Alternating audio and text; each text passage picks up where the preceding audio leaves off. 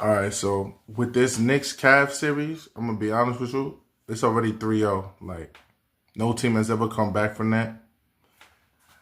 My thing is, we could look at it two ways. Because I want to break this thing down.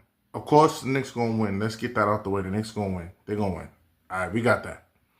But what does it mean for both sides? So, specifically the Cavs. D. Mitch, he got them to a Eastern Conference Finals, but he got swept. But he still got them there. Are we giving him credit for that? And James Harden, yeah, he meltdown, but in the conference finals, but the series before, and in Toronto, he did have his good moments. Of course, there's always going to be the narrative of him having more turnovers than shot attempts. And I think the reason why people are having issues with the lack of shot attempts is simply because it's like, bro, you got the ball in your hand. You got 10 turnovers. Shoot 20 times. Shoot 20 times.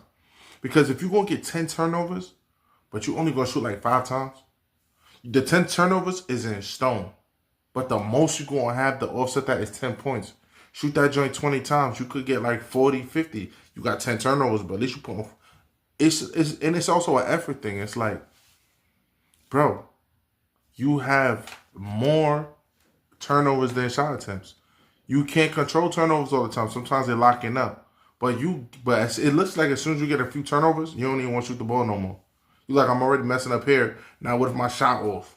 You know what I'm saying? And you can't really move like that. Like, because if you think about it, it's like you find the next thing.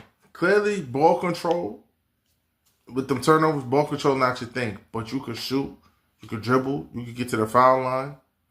You know what I mean? I will say this. If I'm James Harden, I'm mad at Shea because you letting Shea flop in the playoffs. The reason why James Harden don't be good in the playoffs is because the flopping that they used to let him get away with in the season and the Rockets, they'll hit the off switch on that in the playoffs.